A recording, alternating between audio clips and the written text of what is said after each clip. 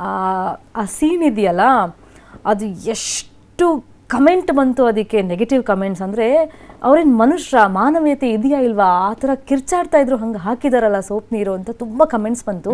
ಆ ವಿಡಿಯೋ ನೋಡಿದ್ದೀರಾ ನೀವು? ಇಲ್ಲ ಅಲ್ವಾ? ನಾವು ತೋರಿಸ್ತೀವಿ, ವೇಟಿ ಪ್ಲೀಸ್.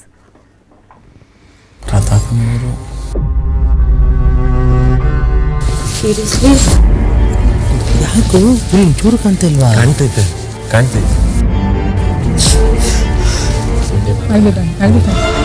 ಆನೆ ಬಂತು ವಿನಯ್ ಅವರು ಆನೆ ಕ್ಯಾಪ್ಟನ್ ಆಗಿ ಆಯ್ಕೆ ಆಗಿದ್ದಾರೆ. ನನ್ನ best week of Bigg Boss is here. ನಾಯಿ ಎಲ್ಲ ದೃಷ್ಟಿ ಹೋಗ್ಲಿ. ನಾವು ಆನೆ ಲಾಸ್ಟಿಗೆ ಮನೆಯವರ ಒಪಿನಿಯನ್ ಕೂಡ ಚೇಂಜ್ ಆಗ್ತಾ ಹೋಗುತ್ತೆ. ಸಂಗೀತ ವಿನ್ ಆಗಬೇಕು ಅಂತ ಫಸ್ಟಿಗೆ ಹೇಳ್ದೇ ಇದ್ದವರೆಲ್ಲ ಹೇಳ್ಬಿಡ್ತಾರೆ. ತನಿಷಾ ಬಗ್ಗೆ ಮಾತಾಡಲೇಬೇಕು. ತನಿಷಾ ಮತ್ತು ಸಂಗೀತ ಫ್ರೆಂಡ್ಶಿಪ್ ಮತ್ತು ಫಿಸಿಕಲ್ ಟಾಸ್ಕ್ ಮಾಡುವಾಗ ನೀವಿಬ್ಬರು ಹಾಕ್ತಾ ಇದ್ದಂಥ ಎಫರ್ಟ್, ಸೊ ಅದ್ರ ಬಗ್ಗೆ ತುಂಬ ಚರ್ಚೆ ಆಗ್ತಾ ಇತ್ತು. ಫಸ್ಟ್ ಫ್ರೆಂಡ್ಶಿಪ್ ಬಗ್ಗೆ ಹೇಳಿ. ಅಲ್ಲಿ ಏನೋ ನಂಬಿಕೆ ದ್ರೋಹ ಆಯಿತು ಅಂತೆಲ್ಲ ಲಾಸ್ಟಲ್ಲಿ ಒಂದಿಷ್ಟು ಕಮೆಂಟ್ಸ್ಗಳು ಬರ್ತಾ ಇದ್ವು. ನಿಮ್ಗೆ ಅನ್ನಿಸ್ತಾ ಆ ಸ್ನೇಹದ ಹೆಸರಲ್ಲಿ ನಂಬಿಕೆ ದ್ರೋಹ ಆಯಿತು ನಿಮ್ಮ 3 ಜನ ಮಧ್ಯದಲ್ಲಿ, ಕಾರ್ತಿಕ್, ತನಿಷಾ, ಸಂಗೀತ? ಮೋಸ್ಟ್ಲಿ ಅಲ್ಲಿ ಸಿಚುವೇಶನ್ಸ್ ಆಗ್ತಿತ್ತು, ಕೆಲವು ಟಾಸ್ಕ್ಗಳು ಬರ್ತಿತ್ತು, ಮನಸ್ತಾಪಗಳಾಗ್ತಾ ಇತ್ತು. ನಾನು ಮುಂಚೆನೇ ಹೇಳ್ದಂಗೆ ನಾನೇನು ಫಿಲ್ಟರ್ ಮಾಡೋಕ್ಕೆ ಹೋಗ್ತಾ ಇರಲಿಲ್ಲ. ಸೊ ನನಗೆ ಆಗ್ತಿರೋಂಥದ್ದನ್ನ ನಾನು ಅಲ್ಲೇ ಹೇಳ್ತಾ ಇದ್ದೆ. ಆ್ಯಂಡ್ ಅವರಲ್ಲಿ ಕೆಲವು ಕ್ವಾಲಿಟೀಸ್ ಇತ್ತು, ಅವ್ರು ನೆನ್ಪಿಟ್ಕೊತಿದ್ರು, ಇದು ಮಾಡಿರೋ ತಪ್ಪು, ಇದು ಮಾಡಿರೋದು ಅಂತ. ನನಗೆ ಅದೆಲ್ಲ ಅಷ್ಟು ಇರ್ತಾ ಇರಲಿಲ್ಲ. ಅಂದರೆ ನಾನು ಅವಾಗವಾಗ ರಿಯಾಕ್ಟ್ ಮಾಡ್ತಿದ್ದೆ. ಆ್ಯಂಡ್ ಅದಕ್ಕೆ ನಾನು ಸಾರಿ ಕೇಳಬೇಕು ಅಂತ ನಂಗೆ ಅನಿಸ್ತಿರ್ಲಿಲ್ಲ. ತಪ್ಪಂತ ಅನಿಸ್ದಾಗ ನನಗೆ ಮನ್ಸಾರೆ ಅವರು ಏನಾದರೂ ಕರೆಕ್ಟ್ ಮಾಡೋ ತನಕ ನಂಗೆ ಅವ್ರನ್ನ ಕ್ಷಮಿಸಬೇಕು ಅಂತಲೂ ಅನಿಸ್ತಾ ಇರಲಿಲ್ಲ. ಸೊ ನನ್ನ ವ್ಯಕ್ತಿತ್ವ ನಾನು ಕ್ಯಾರಿ ಮಾಡ್ಕೊಂಡ್ಬಂದೆ. ಅವ್ರಿಗೆ ಅದು ಕೆಲವೊಂದು ಇಷ್ಟ ಆಗಿಲ್ಲ. ಮುಂದೆ ಹೋಗ್ತಾ ಹೋಗ್ತಾ ಸಹಜವಾಗಿ ನಮಗೆ ಇಷ್ಟ ಆಗದಿರೋದ್ರಿಂದ ನಾವು ದೂರ ಆಗ್ತಾ ಬರ್ತೀವಿ. ಅದು ಮನುಷ್ಯ ಗುಣ ಅದು. ಸೊ ಅದ್ರಲ್ಲಿ ಏನು ತಪ್ಪಿಲ್ಲ. ಆಮೇಲೆ ನಮಗೆ ಇಷ್ಟ ಆದವ್ರ ಜೊತೆ ನಾವು ಕನೆಕ್ಟ್ ಆಗ್ತಾ ಹೋದ್ವಿ. ನನಗೆ ಮೋಸ್ಟ್ಲಿ ಯಾರು ಇಷ್ಟ ಆಗಿಲ್ಲ, ನಾನು ಜಾಸ್ತಿ ಒಬ್ಬಳೇ ಇರ್ತಾ ಇದ್ದೆ.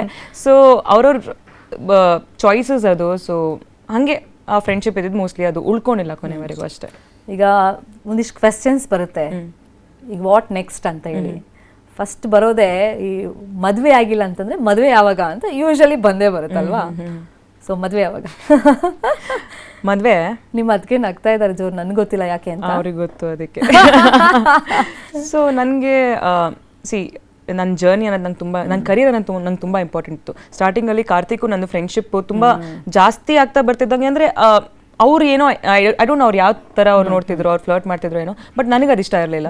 ನಾನು ಅವ್ರ ಮೇಲೆ ಕಾರ್ಪೆಟಲ್ಲಿ ಕೂತ್ಕೊಂಡು ಹೇಳಿರೋದು ಇದೆ ದಟ್ ಅದಕ್ಕೆ ನಾನು ತುಂಬ ಕರಿಯರ್ ಓರಿಯೆಂಟೆಡ್.